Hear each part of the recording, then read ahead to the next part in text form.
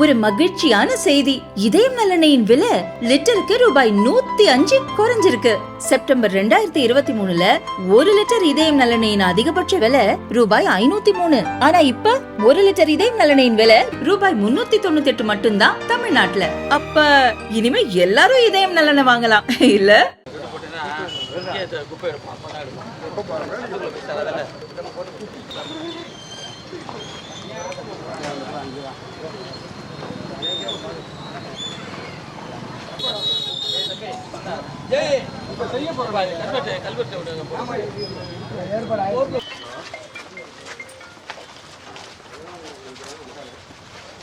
பிடி போடுறோமா?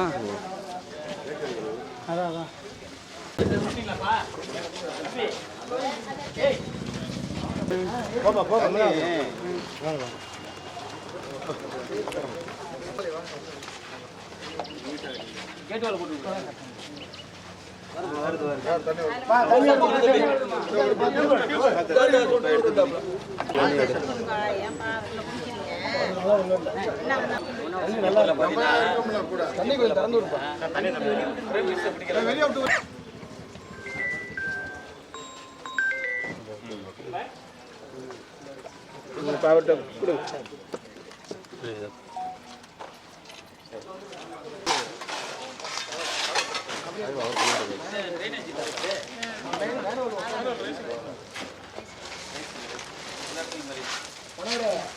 ஒரே மட்டமா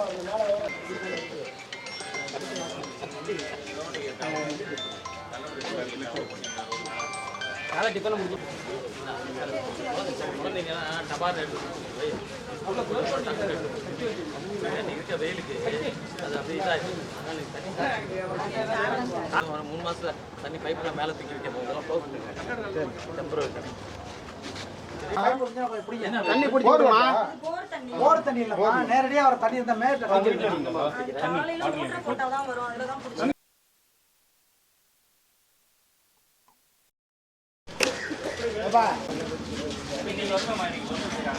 தண்ணி வருதா சொல்லுங்க.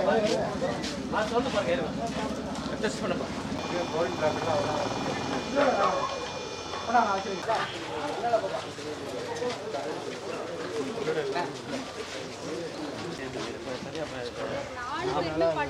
குடும்பத்துல யாருமே பாத்துக்க கூட ஒரு ஃபேமஸ் டைப்பர் கூட ஜீச்ல தர மாட்டாங்க. காசு கொடுத்து ஒவ்வொரு பேக்கா வாங்கிட்டு ரெசிங் பண்ண கூட எல்லாமே நாங்கள் எல்லாமே நாங்கள் வாங்கிட்டு போகிறோம்.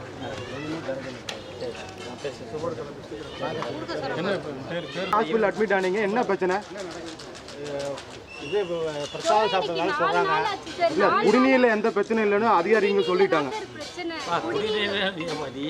இல்லைம்மா, நான் மிகைப்படுத்தல சார். அவங்க நீங்கள் சொன்னதை நான் சொல்கிறேன். குடிநீரில் எந்த பிரச்சனையும் இல்லைன்னு அதிகாரிங்க சொல்கிறாங்க. நீ என்னம்மா சொல்கிறேன்னு கேட்குறேன். இப்போ கூட நேரம் ஹாஸ்பிட்டல் தான் சார். இந்த 3 பேர் பேர் என்னப்பா? முள்ளப்பந்தல் பி அமராவதி. பி அமராவதி சொல்லி அட்மிட் பண்ணியிருக்காங்களா? எப்படி இருக்காங்க அவங்க? பேடிவா எல்லாமே ஸ்டேபிள் தானே? நல்லா இருக்காங்களா? ஏன் இப்போ இந்த இது கேட்குறாங்க, கொடுக்க மாட்டீங்களா? டைப்பர், ஒரு மாஸ்க், க்ளவுஸ். லேடிஸுக்கு இருக்காமா? போய் வாங்கி போமா. சூப்பர்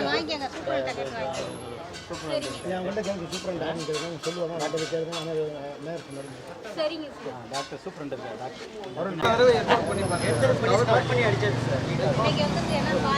டாக்டர் அப்படி வேணா கொஞ்சம்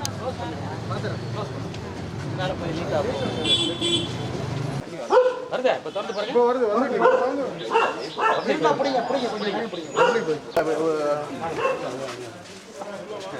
வீட்டுக்கு வரலான்னு வச்சுக்கிட்டு விட மாட்டேன். நல்லா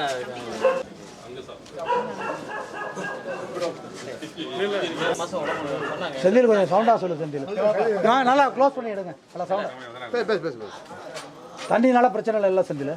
இல்லை, அதான் 3 மாசமா உடம்பு சரியில்லைன்னு சொன்னாங்க. நான் கேட்டேன், நான் வரதுக்காக அந்த மாலை வாங்கிட்டுலாம் வந்துட்டேன்.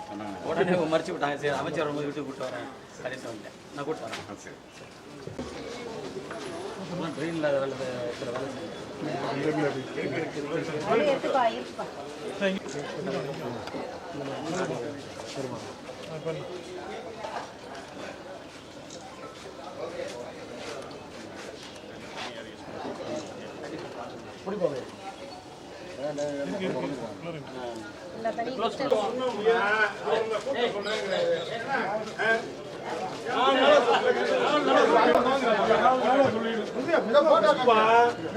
என்ன பேசிட்டு மெதுவா பேச சொல்றேன். அவரும் சொல்லிட்டு போயிட்டாரு 4 நாளைக்கு முன்னாடியே. நீ சொல்லிதான் அதை கட் பண்ண சொல்லிச்சு, கட் பண்ணாங்க. மேல தானே கட் பண்ணிடுவேன், கீழே இருக்குன்னு லைன் வாங்கினீங்க. நைட்ல வந்து ஓபன் பண்ணிட்டாங்க. வாங்க காமிக்கிறேன். நீங்க உரையூருக்கு புது ஆள் கிடையாது. இல்ல நீங்க உரையூருக்கு புது ஆள் கிடையாது. இங்க பாருங்க, உங்ககிட்ட இன்னொரு விஷயத்த நான் சொல்லிடுவேன். எல்லாரும் இருக்காங்க, நம்மளும் இதுல இருக்கிறோம். வேணாம்னு நீங்க வாங்க. நீங்க இதுக்கு நீங்க பாருங்க, இதை இப்படி மூடுவாங்க. அடுத்து அங்கனக்குள்ள கப்பு போடுவாங்க. 2 மணி 3 மணிக்கு வந்து நைட்ல அழகா வந்து ஓபன் பண்ணி இழுத்து விட்டுருவாங்க. இங்க தெருவுக்கு நல்ல பட சேய மாத்துங்க.